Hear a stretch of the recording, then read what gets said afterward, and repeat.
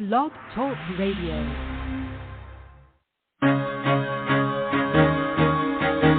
Carol the Coach. Sex, love, and relationships. We talk about it here. Carol the Coach. Compassion with contemporary relevance. I am a psychotherapist. I can be your personal life coach, and I can help you with your issues. There are no problems too small or too big. You can talk about anything. Speaker, columnist, radio TV host, and commentator.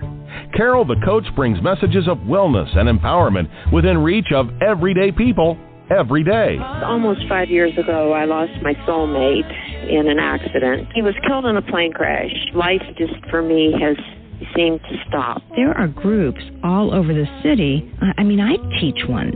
It is a specific way to start thinking so that you shift how you see the world, which then shifts your energy, and then you feel better and you actually see things differently. Carol the Coach. Always available, too, at carolthecoach.com. Now, I've got Russell on the line. I'm 47 years old. I'm a truck driver. I am married. I have a wife in San Francisco. Okay. I haven't been home in 6 months. My thing is, I don't know if I have a sex addiction or what the problem is. Why do I want what I can't have? And as soon as I can have it, I don't want it anymore. You're right on target when you say, I don't know if I have a sexual addiction. Well, guess what? Yes, you do. And you know what? That's my specialty, Russell, so you're at the right place. Continue. I meet women online, and I'm in a different part of the country. I travel all 48 states, so I love sex. I hear self-esteem issues. You never felt good enough, and you didn't feel like you were getting what you should have then, and you're reenacting that now. Do you want to change that about yourself? Yeah, that's really the truth. If you want to change things about yourself, whether you're a sex addict or a betrayed partner, the truth of the matter is you have to put in to yourself the work that it's going to take to undo the damage of either addiction or a partner betrayal. And that's what we're going to be talking about today. So excited to be interviewing Dr. Jill Manning, who just has an amazing amount of resources on her website, and that is www.drjillmanning.com. Today we're going to be talking about affirmations, and affirmations are so very important in reprogramming the brain. You know, I have in both of my books the need for reality affirmations. You know, when you are able to express the concern you have in real time and identify what is it about you that is going to be able to surpass, get through, overcome whatever the struggle is. And I'm telling you, Dr. Manning has done just a beautiful job of creating 131 affirmations on things that everybody wants in their life. Hope, self-worth, boundaries, reality, needs and wants, moderation. I mean, the list just keeps going. And so I cannot wait to talk to her. And she is such a researcher. She's going to have, I guarantee you, empirically based data to support why affirmations are so important. Now, a little plug for me. I have, for clinicians and coaches and professionals around the world that work in sex addiction or partner betrayal, I have created an empathy certification to teach professionals how to work with couples. You know, my Help Her Heal was a vehicle to teach addicts empathy so that they could help their wives heal. And what I began to notice is that clinicians and coaches alike were struggling with couples because they didn't necessarily have the exercises or the theoretical background to know how to help a couple work through the first 2 phases of partner betrayal, which is safety and stabilization and anger, grief, mourning, and loss, to get them to post-traumatic growth. So if you're interested, I have so many clinicians and coaches that listen to this show. Or if you want your coach or clinician to become more specialized, please have them go to the AppStats website. AppStats is sponsoring me, and we all know that's the partner-sensitive training institute for clinicians and coaches to help partners work through betrayal. So go to AppStats, AppStats.org, under the training tab, and then look for Dr. Jake Porter and myself, who are going to be doing this certification together. And you're going to be hearing more about this. I'm getting Jake on the show so that we can talk about ERCM, the Early Recovery Couples Empathy Model, that will keep everybody safe while moving them through the 3 phases of partner betrayal. That's ERCM, not Urkel, but ERCM. And I'm just so blessed to have a community that wants this information. I love to teach. It's going to be so incredible. There's lots of videos. There's lots of handouts. And very practical information. You can always email me at carolthecoach.com if you want more information too. But literally, you can register by going to AppStats, AppStats.com. No, I guess it's .org, excuse me.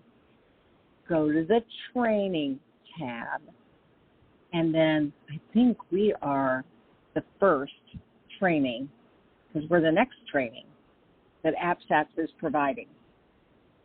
Okay. Now, AppStats means a lot to me. And, you know, Dr. Jill and I were on the AppStats board, so it means a lot to her, too. I have a story. I read every morning. And I read inspirational material, and then I read fun literature.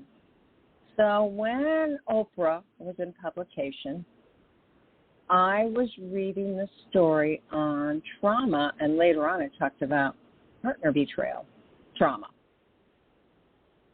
And they were interviewing Dr. Kevin Skinner, a CSAT, a certified sex addictions therapist, and Dr. Jill Manning about trauma and sexual betrayal. And I was so excited for her. I mean, it's such a loyal readership. It had such an incredible following, and it was exposing so many men and women to this concept of sex addiction and partner betrayal and trauma. Because, you know, for so long, people didn't know what to think about women or men that had been traumatized by sexual betrayal. And that's why I'm glad today we're going to be talking about very concrete, realistic tools that one can use to retrain the brain and really deal with the natural byproduct that occurs, which is shame and guilt. Their affirmations are very powerful. And I know there's been a lot of sitcoms that have made fun of it. You know, what was it, Gary Schmally or whatever, who said, I'm beautiful, I'm handsome, and I'm a good person. But the truth of the matter is that you do have to retrain your brain. If you're an addict, you have to move out of the shame and retrain your brain to be in the present and see the growth and the change you're making. And if you're a partner, you have to know that his addiction was not about you, and that all the collateral damage that was caused, I don't want to say can be undone, but it can help to be processed and rectified by putting healthy thoughts into your head that are absolutely 100% about you. And so they really do interrupt the shaming and the distorted thinking that typically occurs with cognitions. You know, so many researchers say that we have about 5 to 90,000 thoughts in our brain, and 3/4 of them are negative. You know, they may not be negative, I hate myself thoughts, but they're things like, I'm going to be late, I may not have gotten this right.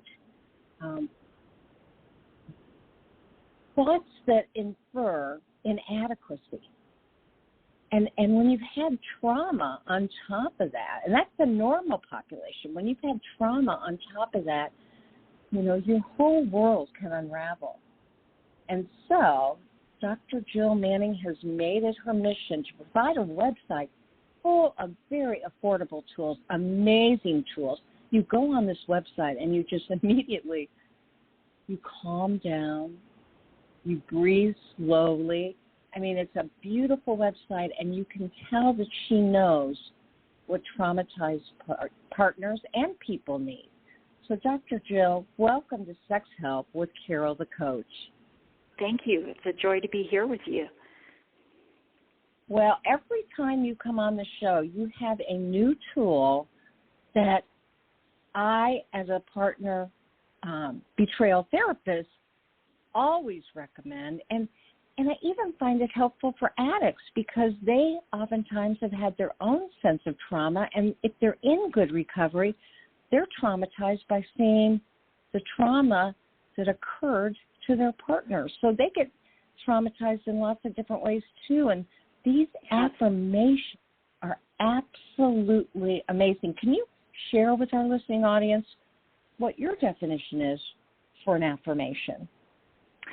Sure. So I'm going to give the simple definition that I use, and then I want to share 2 other ideas that tie in with the importance of this word, affirmation. So the working definition that I use, Carol, is that an affirmation is a statement, a declaration of a truth, a hope, a goal, or a desired mindset. And we use affirmations to interrupt shaming or distorting thinking patterns. And the reason why we do that is hopefully to foster a more compassionate internal dialogue. That's the goal. And we'll talk in a little while about why that's so beneficial and how that ties in with trauma work specifically. But I think, you know, the question, what is an affirmation? We can learn so much by looking at the word itself. So the word affirmation comes from the Latin word affirmare, which means to make steady or strengthen or to make firm. And when we've been betrayed, what is it that gets rocked to our core? It's often our sense of self, our core self-concept. So I see affirmation work as key to restoring health and healing, but also to make steady that which has been wounded or hurt. And if we look at the definition of affirmation in the dictionary, I want to read 4 of the statements that the dictionary outlines, and I want you to pick up on what you see as the common word that pops out for you. Okay, Carol? Yeah, I'm ready. So number 1, this is coming from the dictionary. Affirmation is the act or an instance of affirming, the assertion that something exists or is true, a statement or proposition that is declared to be true, confirmation or ratification of a truth, or validity of a prior judgment. So what's one of the words that you heard most repeated in that list of definitions? Boy. I'm not sure. Was it validity? Was it, I don't know. What was it? The one that popped out that's repeated the most is true, truth and true. And I love that because I think that's what an affirmation practice can do, is it helps us get back to our truth, our core values, our core beliefs, the truth of who we are, and also the truth of our reality. Because affirmation work, as we'll talk about, is not to blow sunshine or to make everything rainbows and unicorns. It's to anchor ourselves in truth, which is being in touch and attuned to our reality, which is a core of recovery work of all kinds, right? So I see that's just so instructive to me that it helps me get back to my truth. It helps steady and strengthen and helps engender a more compassionate internal dialogue. Well, and Dr. Jill, I've got to tell you that what I am learning more and more about is the need for self-compassion to occur to neutralize all the contamination and the collateral damage that has occurred from sex addiction and partner betrayal. And so I heard in your definitions that it's really about giving to oneself the truth of what is real and with self-compassion. And that's what I believe partners have a lot of trouble with. They forget that they have to give to themselves what they need most in this time of crisis. Yes, and I love the word you used, as neutralizing, because I also see affirmation work and an affirmation practice as being the counterbalance. It neutralizes shame and all the toxicity that comes up when we're dealing with trauma of all kinds. But I think betrayal, would you agree, Carol, it carries such a unique punch with it to our sense of self that anything that we can find that helps steady and strengthen that core is just so needed. Yes, absolutely, the core, as well as I know earlier you had said something about values, and truly it shakes core values to its core. And so affirmations are a way to recircuit, if you will, the brain when crisis has occurred and you no longer know what is real. Yes, agreed. Agreed. Okay, now, so sorry. I was going to say, how did you get into this work? Because your passion is helping partners to get healthy and to be gentle and to reprogram. Now, are you asking how I got involved with betrayal trauma work or how I became interested in affirmation work? Affirmation work. Affirmation work. Well, I'd love both. Sure. Well, let's start with, given our focus today. I personally struggled with this for many, many years. I did not see the value in it. So I think I am a good representative, Carol, of the peanut gallery that's like, no, that's bunk. That's just blowing sunshine. It's fluff. That doesn't work. Because that was me for a long time. And I'll tell you what, for many, many years, I struggled with anxiety, suffered. In fact, it wasn't just a struggle. I really suffered with anxiety, dealt with depression for a very long time from my late teens, well past into adulthood. And I really believed that the things I thought about myself and life were true. And I think that's one of the challenges is when we are in a shame cycle or we grew up in a family system where certain things were just accepted, this is truth.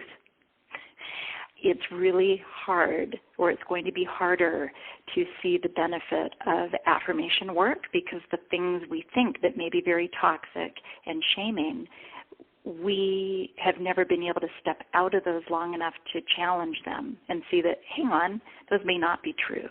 So some of it was my own healing journey out of anxiety and depression to realize that I needed, if I was going to conquer those battles in my life, I needed to find a way to have a more internally compassionate dialogue with myself. And so I'm here today as a convert of the power of affirmation work, and it's still a work in progress. I do not want to misrepresent myself that I'm somehow a fully evolved expert on this topic. I'm learning all the time about this, and I have to catch myself when I, get wobbly. But it really was through my own journey of healing, and then clinically, seeing the power of working with individuals that are stuck in these just whirlpools of toxicity, the messages that they get from society, from a partner, from a betrayal, which I think betrayal especially just really intensifies a lot of toxic or insecure thoughts that we may be having about oneself. So it was through clinical work in my own journey that I saw that a compassionate internal dialogue really is a common thread in all healing work. You see a need for that in EMDR and brain spotting work, CBT work, cognitive behavioral therapy work, DBT work, dialectical behavioral therapy work. I mean, you take any of the trauma modalities, they have a common thread of helping people be more internally resourced and having their inside world be a softer place to land. Softer not meaning that we give ourselves a pass, but that it's a place that is more friendly, more nurturing, and supportive. Yeah, well, that absolutely makes a lot of sense. And you obviously mentioned a variety of other techniques that are used to reprogram the brain and to process information in a very gentle way. So I want to ask you, because you've got the affirmations that you are working with are subtitled. I mean, they're categorized into what I consider to be brilliant categories. And so when you first get the affirmation resource toolbox, is what I'm calling it, it starts out with hope. Tell me what made you decide that the partners needed these very hopeful categories. Sure. So let me just speak briefly, Carol, about the need for the organization with affirmations. One of the things I personally struggled with when I would try to look up, I'd hear or read, affirmations are a good thing. Okay, and I'd go online. That would often be my starting point, and I'd look up affirmations. And I ran into two things that were stumbling blocks for me personally being able to utilize them and get traction, and I see this with my own clients. One is they were often just long lists, just lists and lists and lists of affirmations that sounded and looked like lovely statements, very nice statements, but they weren't organized in a way that made it user-friendly or that you could really grab onto them.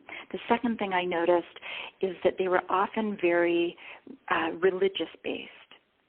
And I think I've experienced in my own clinical work with clients that has been something that has just not aligned with where people are at sometimes, right? They're not wanting that piece. Or sometimes people have dealt with spiritual abuse, and that's just not where their head or heart are at. So when I created an affirmation resource, I wanted it to be organized. And as you well noted, the first category is hope. And I did that deliberately because when we are struggling emotionally, whether it's with anxiety, depression, trauma, a relationship that we're really feeling challenged with, it can feel really hopeless in a hurry. And so to start with affirmations that engender moderate statements about hope, I felt was really important. So things like, just to give some examples, healing from trauma is possible. That's a true statement. And I know in my own life that's been something that's really given me hope, especially on days where I feel really caved in with something. And so that was the idea of starting with hope, because if we don't have hope, it's hard to get going on any path. Anytime someone comes into our offices, Carol, or reaches out for help, there is at least a spark of hope that has prompted that call or them walking in. And so to build that with affirmations focused on hope, I think is really critical. Oh, absolutely. And you know, I always say that clinicians that work within partner betrayal are beacons for hope, because we do remind partners of their brilliance, of their capability, of their strength, and then we take it one step further and we're able to share with them others that have found hope too, so that they know that they're not alone when they're going through the crisis, and they're not alone as they're moving towards what I call restoration or post-traumatic growth. Yes. And the gift it is, isn't it? And blessing even, to have someone we can companion with and link arms with that sometimes holds the hope for us if we don't feel we're able to do that fully on our own yet. Right? That I think is part of the power of healing relationships, either, you know, a betrayal trauma coach or betrayal trauma specialist, for instance, that can hold that hope in a very authentic way until we're able to carry more and more of that on our own. And Dr. Jill, can you explain how affirmations change the brain? Because I know you do a lot of research and you're very empirically based. So how do affirmations change the brain? Sure. And this is a large conversation, but to keep this as succinct and on point as I can, there's 3 key things that the research shows us that affirmations do. They reduce certain things, they increase certain things, and they counteract certain things. So let me briefly go through those. What we know the research shows us about what affirmations do to reduce, they reduce stress, anxiety, and defensiveness, and particularly defensiveness that's associated with threats that we're feeling about our self-concept or our performance. You know, if a threat may be we've made a real whopper of a mistake, right? If we're in a very shame-based state, people will feel threatened or flooded by that, and they'll shut down and withdraw. If I have the ability to affirm myself and I know that my value as a human being is not dependent on my performance, my worth doesn't change whether I really mess up or whether I get a straight A on something, an A plus, I mean, on something. So it lowers that defensiveness. We're able to take that in more without it sinking us into a shame attack, which leads us to what it increases. We know that it increases our ability to self-process, the areas in the brain that are needed to engage in self-processing, self-awareness, self-perception. All of those become more active in the brain when we are able to honestly engage in affirmation work. And I say honestly because, again, it's not about blowing smoke or sunshine, right? It's really finding affirmations that meet your needs, and we'll talk about that in a little bit. We also know from research that affirmations increase physical health. In fact, there's been research that has shown, in terms of cardiovascular health, our heart, that people are twice as likely to have good heart health if they are more optimistic and self-affirming. And that's, Carol, even when they control for age, body weight, and socioeconomic status. That's really compelling. So, for instance, if you take 2 people that are 40, if both people had a high body mass index, which we think, okay, they're more prone to a variety of health issues, but one is self-affirming and one is not, the person that's self-affirming will be twice as likely to have better heart health than the same person beside them. That's amazing. So there's things it reduces, there's things that it increases, and as we mentioned earlier, we know that they counteract those shaming dynamics and also distorted thinking and beliefs. So those are 3, I think, compelling reasons from the research alone that point us in the direction that affirmations in our own lives and in our own healing work that we're engaged in, if we're clinicians or coaches, is an essential component.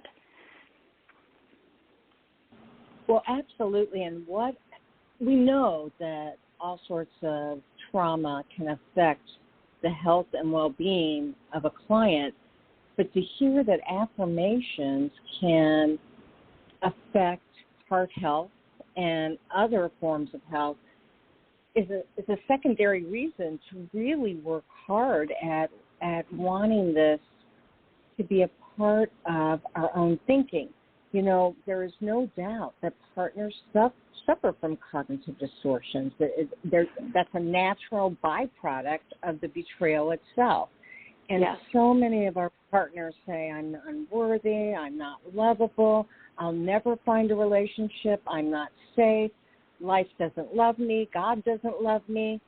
Mm-hmm. And the truth is, and you know this through CBT, there may be a part of that feels real, but there's also other parts that counteract that feel real too. And I love the fact that your affirmations are very realistic. I mean, under the hope affirmation, you've got, I am growing, I am learning. All those things are true. It doesn't say I'm a movie star or a rock star. You know, it says change can begin in this moment. So yes, I applaud you for being able to find affirmations that support relational trauma healing. Now, obviously I said, how'd you get into this? And I asked you to define it, and you came up with 131 affirmations. And can you share some of the categories and why you picked those specifically? Sure thing. So the categories in this particular document, and these are not comprehensive. I wanted this to be an effective start point for someone that may be new to affirmation work. And the categories I organized the affirmations around are hope, self-worth, boundaries, reality, needs and wants, moderation, and personal empowerment. And I chose those very deliberately for a number of reasons. One, going back to what I mentioned earlier, I wanted it to be organized. I think that's one of the things that gets this off to a less than effective start for people when it's just, where do I begin with this, right? It's like begging smoke. There's so many nice things I could say. There's so many inspirational quotes. That's not what this is about. This is about identifying genuine emotional needs or stuck points that we have. And what I mean by stuck points are those beliefs or statements that we repeatedly get sucked into when we get triggered or something's coming up. And so what I invite my own clients to do, and I've done this myself several times, is when you're in a funk, right, if you're feeling really triggered, if you're just really having a rough day or rough week, I encourage people to write out, just do a brain dump of all the thoughts that you are having about yourself or the situation. And then I encourage people to look for the patterns. Look for the theme or pattern that's coming up in that free flow listing of ideas. And let's say on that list, someone has a lot of statements about their worth. I'm no good. I'm never going to be good at this, or, whatever it may be. Well, that's where I'd want someone to say, okay, it looks like there's a lot of statements that are circling around in your heart and mind about your worth or capability as a human being. Let's look at the affirmations about self-worth and choose one that would emotionally meet your need where you're at and feel nurturing. And I ask people when they read through these, check in with your body, see which ones help you give that sense of relief or like, I can breathe. That resonates. That grabs me. That's going to be a good sign that it's an affirmation that is actually meeting a need for you. So they're organized according to categories and needs. And to really get traction with this, I want people to match up where are the most toxic thoughts in your life that trip you up the most often, and what do those thoughts point to in terms of a need. So, for instance, someone may be really upset with something that their spouse is doing repeatedly, and they need to make a request, but they don't feel like they have the power or that they're worth enough to take a stand and really speak and voice what they're needing. They may have had a traumatic experience growing up.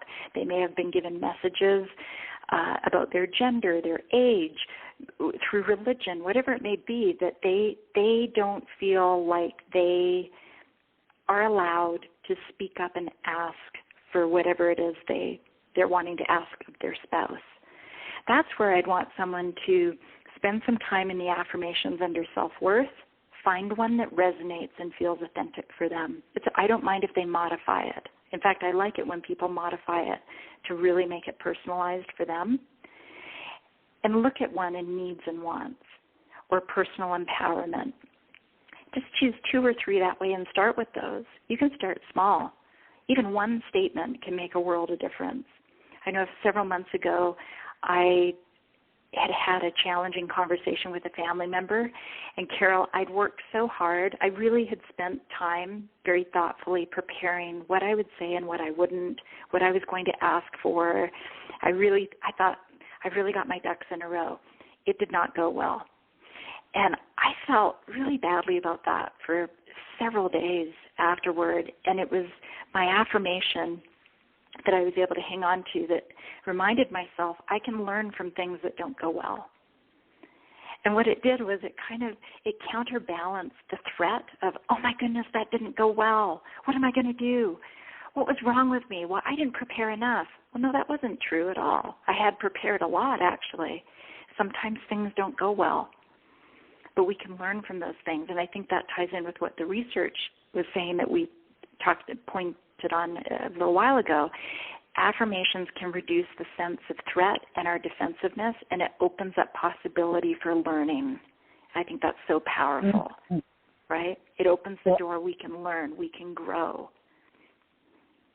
Well, and it decreases that sense of shame that can accompany a situation that doesn't go exactly the way you want it to. And very clearly, what I know to be true is that when you can emotionally reframe a situation and instead of beating yourself up because something didn't go well and say, wow, I can learn from this. I have a better understanding of how that person feels or how he or she sees things, and really put it back into a perspective that empowers you as opposed to victimizes you. That's what growth is all about. Yeah. Absolutely. And you know what you're sharing, Carol, what it reminds me of is one of my very favorite TED Talks by Dr. Shauna Shapiro. It's excellent. It's entitled The Power of Mindfulness. And the TED Talk is focused on mindfulness, as the title suggests, but there's a whole section in that TED Talk where she shows brain scans that look at what the brain looks like when it's in a high shame state. It's fascinating. And when the brain is in a high shame state, there's virtually a blackout in the entire middle portion of the brain. Well, that's significant because when there's a blackout in any part of the brain, we've got a problem. But when there's a blackout in the middle of the brain, we are not able to learn, we are not able to be empathetic, and we are not able to attach and be relational. So this is important for addicts and as well as partners. When we're in high shame, when we are doing a running stream of shaming thoughts within ourselves, or we're allowing someone's shaming statements to come in and we're not exercising good internal boundaries, we're just taking that in like a milkshake straw, it's affecting our physiology. In those moments, we are not able to be relational, empathize, or be in our best learning state. Whereas if we can shift, and it's practice, shift more into an affirming, reality-based, truth-based posture, the brain comes back online. We have more activity in the brain, and we're able to learn. We're able to be relational and empathize. So it really matters. I mean, we need this in couple healing. This whole idea needs to be understood in couple repair. How do we affirm our partner? That's hard to do, right? What can we affirm honestly and authentically when someone has really deeply hurt us? And there is risk in that. There is no doubt that many of the partners that I work with, when they're in couples work, they share that they're afraid to affirm the growth and the change in the addict because they're afraid they'll get duped again, or they're afraid that the addict will be able to sustain the changes, and they feel like if they're part of noticing the progress, that it will hurt even more if he doesn't.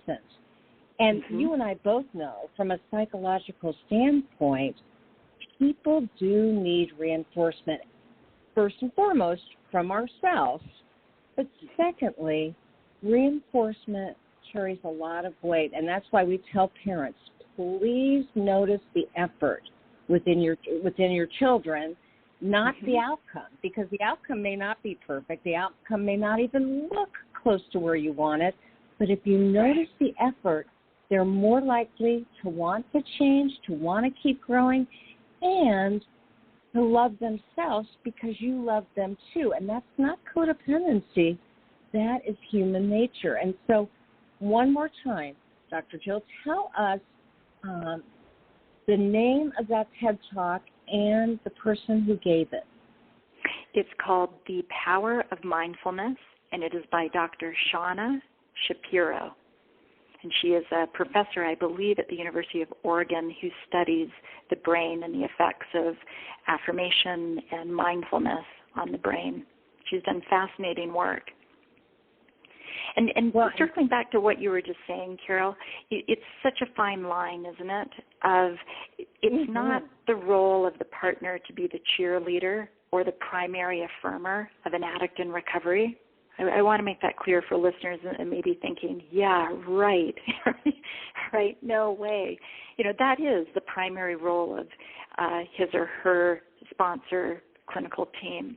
But when we get into later stages of recovery, it is important that we are able to recognize change and growth in ourselves and in our partner, even if the relationship is not reconciling, right?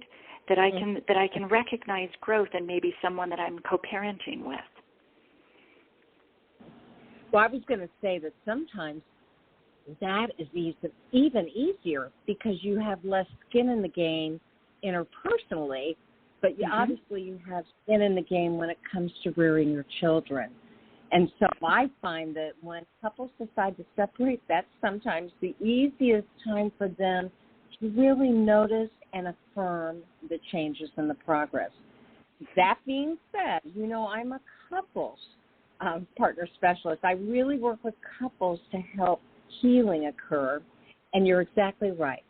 It isn't the job of a partner to be the cheerleader, and yet in early recovery couples work, when they get to a certain point through that three-phase model that APSATS uses, where they've got one foot in the grief, mourning, anger, and loss, and the other foot in, hey, they're feeling better and they're seeing changes, it's okay to begin to trust that process of affirming your partner because you do see the changes. And I'm glad you brought that up. It's a good point.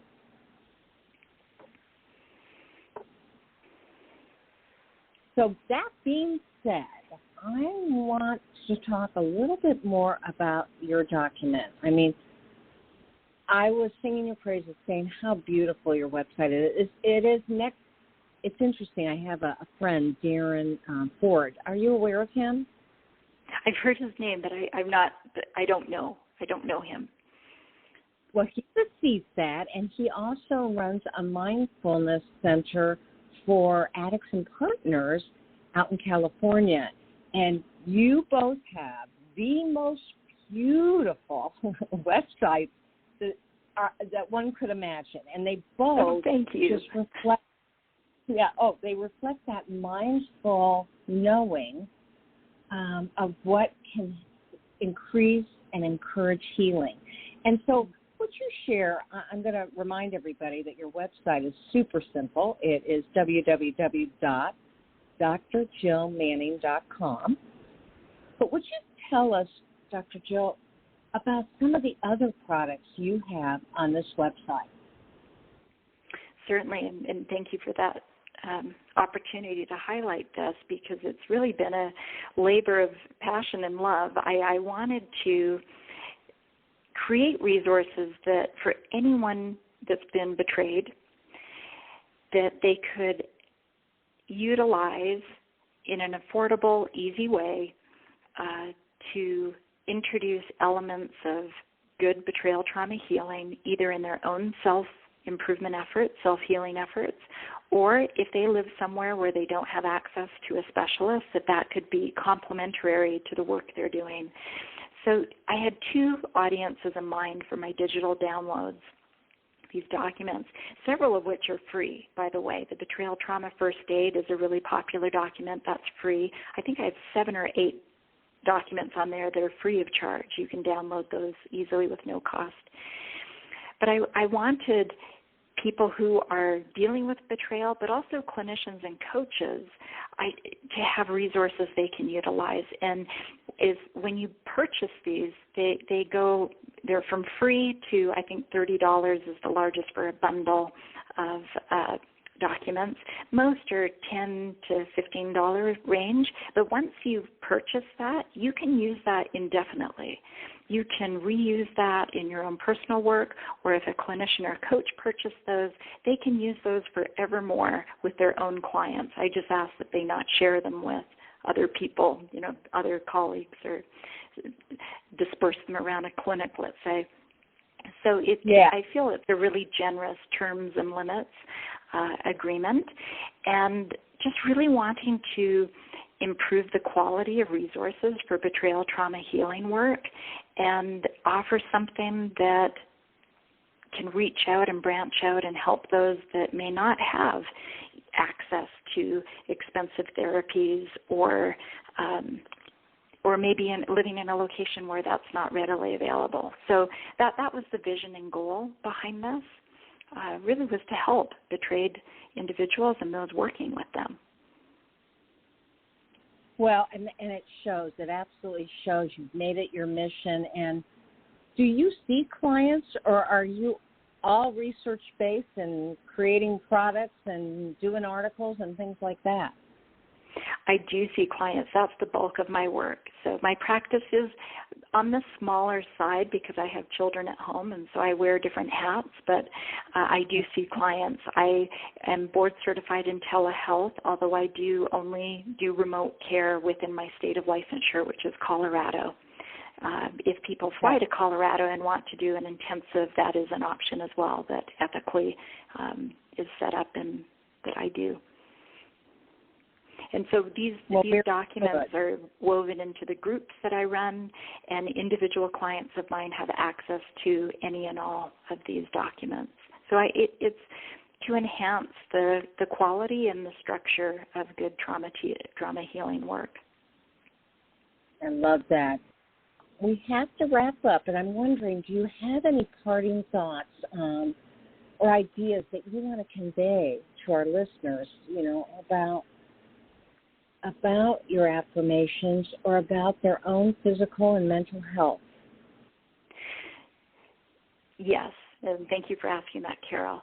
I'd want to encourage people to be patient. I think one of the misconceptions about affirmation work is that they're supposed to start working right away, and they can in some cases. But when you think most of us, I'm speaking for myself, have likely had toxic or shaming beliefs or things we've said to ourselves for decades sometimes. It takes time. It is a practice.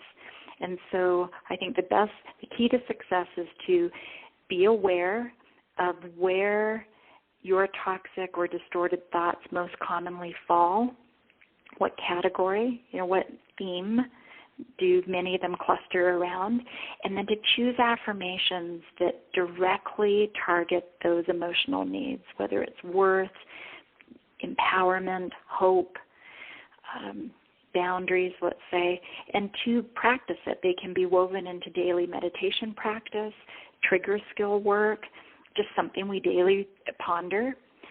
And I want to close with a quote, and this is a quote by Dr. William James. He has since been deceased a very long time. He was a philosopher and American professor. He was actually the first person in the United States, Carol, to teach a class at a university about psychology. So very influential. Wow. And he said, quote, "The greatest weapon against stress is our ability to choose one thought over another." I just love that statement. The greatest weapon against stress is our ability to choose one thought over another. And it speaks to that idea of empowerment, that we do have choices, that the running stream when we are triggered or having a tough day is not stagnant and does not have to stay that way. We do have choices. We can reflect and decide what we need and what kind of messaging we want to nourish ourselves and support ourselves with, so that we can, going back to the meaning of that word that comes from affirmare, the Latin term, that we can help make ourselves steady and stronger and more firm in our core concept. Well, and that's why your affirmations are so empowering. Dr. Jill Manning, thank you again so much. Take a look at her affirmations, and they are under her website, drjillmanning.com, and they're listed as 131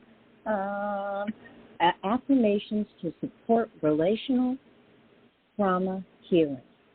And, you know, I just can't wait to see what else you put forth into the world, because anybody who's been traumatized can benefit from these affirmations. Thank you again. Thank you, Carol, for all you're doing, and thank you for this invitation today. Always, always come back and see me, and we'll talk soon. Will do. Take good care. Bye. You too. Bye. All right. So another bright and shining light in this dark world,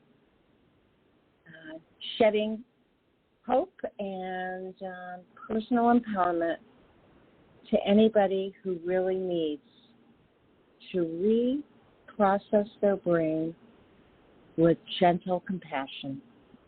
Okay, we'll see you next week for more Sex Help with Carol the Coach. And as I say at the end of every show, there'll only be one of you at all times, so fearlessly have the courage to be yourself. Make it a good one.